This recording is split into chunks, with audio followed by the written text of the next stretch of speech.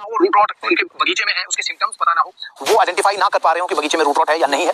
लेकिन आपको बता दूं, रूट रॉट हर प्रदेश में हर बागवान भाई के बगीचे की समस्या है और इस समस्या से निपटने के लिए अभी तक हमारे यहाँ पर कोई सटीक चीजें इसको कंट्रोल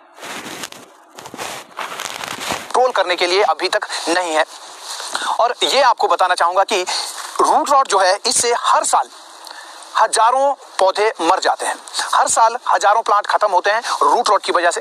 और इतनी बड़ी समस्या ये है कि हर साल लाखों पेटियों का नुकसान देश को झेलना पड़ता है।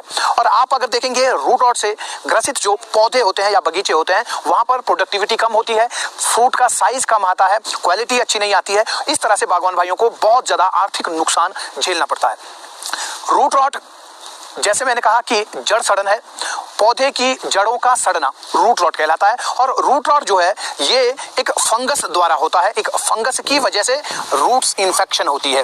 तो ये जो फंगस है, इसको फाइटोफ्थोरा कहते हैं। फाइटोफ्थोरा की वजह से ही ये होता है। फंगस आप सब भी जानते ही होंगे, जैसे फंगस यानी फफूंद।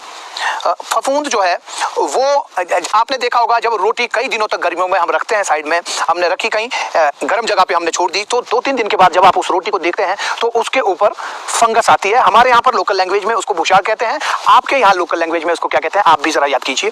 तो वो जो भूषार है, सेम वही यहाँ पर भी है। भूषार की अगर बात करें, फंगस की अगर बात करें, फफूंद की अगर बात करें, तो ये लगभग 1,50,000 प्रजाति की होती है। 1,50,000 स्पीशीज हैं, वैरायटीज हैं फंगस की। और जिनमें से कुछ फंगस बागवान भाइयों के लिए फायदेमंद है और कुछ नुकसानदायक है। तो इन्हीं में से ये जो रूट रॉट वाली फंगस है, ये बागवान भाइयों के लिए आर्थिक नुकसान करती है, ये बागवान भाइयों के लिए नुकसानदायक है। फायदे वाली अगर हम बात करें कि कौन सी फंगस होती है, जैसे ट्राइकोडर्मा है। ट्राइकोडर्मा एक फ्रेंड फंगाई है बागवान भाइयों के लिए, जिसका यूज हम बगीचे के अंदर रूट रॉट को से ग्रसित प्लांट को इस इन्फेक्शन से बाहर निकालने के लिए करते हैं। तो रूट रॉट वाली जो फंगस है, इसको लेकर के बहुत सारे बागवान भाइयों में विरोधाभास भी है। और बहुत लोग ये सोचते हैं कि मेरा बगीचा तो सन साइड में है, सनी पोर्शन में है, यहाँ धूप बहुत ज्यादा लगती है, तो यहाँ तो रूट रॉट हो ही नहीं सकता, कैसे रूट होगा।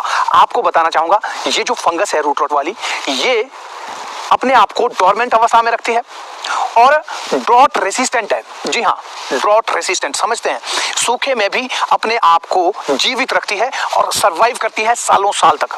तो इसलिए जो बागवान भाई ये सोचते हैं कि मेरा खेत सनी पोर्शन में है, यहाँ पर तो रूट रॉट नहीं होगा, वो खास करके इस बात का ध्यान दें कि रूट रॉट वाली जो फंगस है, ये ड्रॉट रेसिस्टेंट है। इसको सूखे का कोई नेगेटिव इंपैक्ट नहीं पड़ता है, इसको कोई फर्क नहीं पड़ता है कि ये सनी पोर्शन है, यहाँ पर धूप बहुत आती है या मॉइस्चर नहीं रहता है, इसको कोई फर्क नहीं पड़ता है उससे। ये वहां रहती है, अपने आप को अच्छे से जीवित रखती है, पौधों की जड़ों के ऊपर अटैक करती है और पौधों को खत्म भी करती है। और आप अगर देखें, ऐसे बहुत बागवान भाई हैं जिनके बगीचे में रूट रॉट था, वो सनी पोर्शन था क्योंकि, और वहां पर रूट रॉट था, लेकिन बागवान भाई हमेशा ये सोचते रहे कि ये मेरा तो सनी पोर्शन में, यहाँ रूट रॉट आ ही नहीं सकता। तो वो जो है उसको कैंकर से, ऐसा मानते हैं कि ये कैंकर से मेरा बगीचा खत्म हो रहा है या रूट बोरर से खत्म हो रहा है। ये बिल्कुल गलत धारणा है, ये बिल्कुल गलत सोच है, ये आप गलत फहमी का शिकार हो रहे हैं। आपका सनी पोर्शन में भी अगर बगीचा है तो वो रूट रॉट से ही मर रहा है। आपको लगेगा ऐसा कि ये कैंकर से मर रहा है, आपको लगेगा ऐसा कि बोरर से मर रहा है, लेकिन आपके बगीचे के अंदर के मैक्सिमम प्लांट्स, यूं कहें कि 90% पौधे जो है,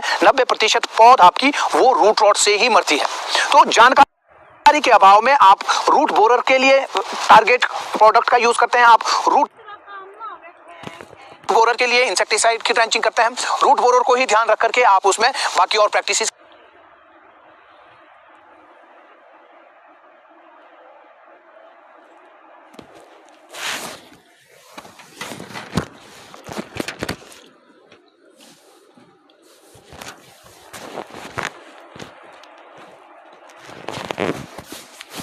करते हैं। लेकिन जो असली शातिर चोर है उसकी आप बात ही नहीं करते हैं, क्योंकि आपको ये मालूम ही नहीं है। तो ये बात आपको ध्यान रखनी है कि ड्रॉट कंडीशंस में भी, सूखे की अवस्था में भी ये फंगस अपने आप को जीवित रखती है। इसको मॉइस्चर की आवश्यकता जीवित रहने के लिए नहीं होती है, मल्टीप्लिकेशन के लिए इसको मॉइस्चर की आवश्यकता होती है, और ट्रैवल करने के लिए, एक पौधे से दूसरे पौधे तक पहुंचने के लिए इसको मॉइस्चर की आवश्यकता होती है, क्योंकि इसको पैर और पंख नहीं है, ये चल नहीं सकती, ये उड़ नहीं सकती, इसलिए ये मॉइस्चर के साथ बहती है, पानी के साथ ये बहती है। तो ट्रैवल करने के लिए इसको मॉइस्चर चाहिए, पानी चाहिए, बट जीवित रहने के लिए इसको मॉइस्चर और पानी की आवश्यकता नहीं होती। दूसरी इसकी जो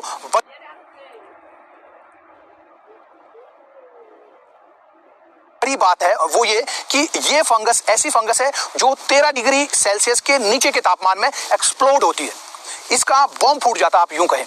बाकी जो फंगस है वो ज्यादा गर्म तापमान जब होगा तब एक्सप्लोड करती है, तब वो प्रोपेगेट होती है, तब वो मल्टीप्लाई होती है, तब उसकी संख्या बढ़ती है, तब उसके स्पोर्स मल्टीप्लाई होते हैं। लेकिन ये जो फंगस है फाइटोफथोरा, रूट रॉट फैलाने वाली जो फंगस है, ये 13 डिग्री सेल्सियस यानी ठंडी में भी अपने आप को और तेजी से मल्टीप्लाई करती है। इसीलिए आपने अगर ध्यान दिया होगा फ्लावरिंग के समय में, अप्रैल में फ्लावरिंग होती है, तो फ्लावरिंग के समय में ठंडी होती है, टेम्परेचर इतना ज्यादा नहीं होता है, 12-13 डिग्री ऐसे होता है, तब तक पौधा सर्वाइव कर भी जाता है, लेकिन उसी वक्त पौधा मर जाता है। फ्लावरिंग के समय में रूट रॉट वाले पौधे ज्यादा मरते हैं, फ्लावरिंग कर देंगे, फ्लावरिंग के बाद फिर मर जाएंगे। इसके साथ साथ सितंबर, अक्टूबर, नवंबर, दिसंबर तक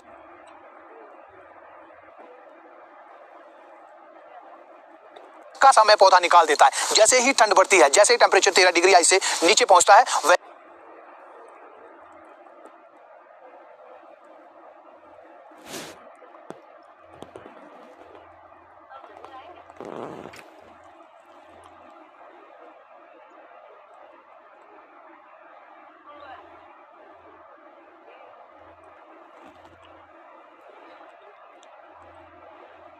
ऐसे ही पौधे की मृत्यु हो जाती है, पौधा वैसे ही मर जाता है, सूख जाता है, डाई हो जाता है। तो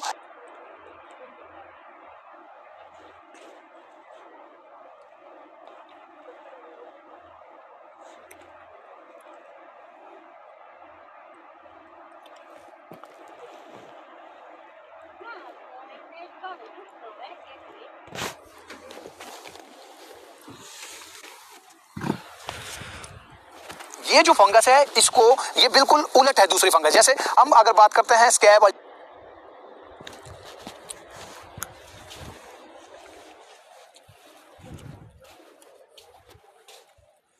मार्सोनिना की, उनको 16 डिग्री से ऊपर का टेम्परेचर पसंद है, उसमें वो तेजी से मल्टीप्लाई होती है, उसमें उसके स्पोर्स ज्यादा तेजी से बढ़ते हैं, उसमें उसकी प्रोपगेशन तेजी से होती है, उसमें वो अपने बीज को बहुत ज्यादा तेजी से बढ़ाती है, अपनी संख्या बढ़ाती है। लेकिन फाइटोफथोरा रूट रॉट वाली फंगस के साथ बिल्कुल उल्टा है, ये ज्यादा तापमान नहीं, ये कम तापमान में तेजी से बढ़ती है।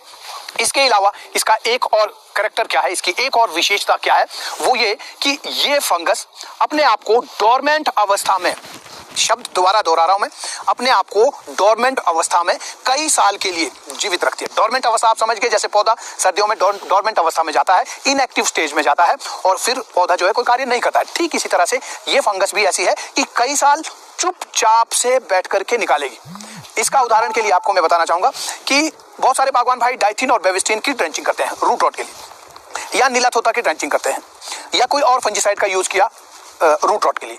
तो जब आप ये फंजीसाइड का यूज करते हैं, जब आप डाइथिन बेविस्टिन डालते हैं, तो आप देखेंगे कि अगले साल आपको पौधे में थोड़ी ग्रोथ अच्छी दिखेगी और फिर आपको ये लगता है कि अब पौधा मेरा रूट रॉट से बाहर आ गया है, अब मेरा पौधा स्वस्थ है, और फिर आप निश्चिंत हो जाते हैं कि मेरा पौधा बच गया है।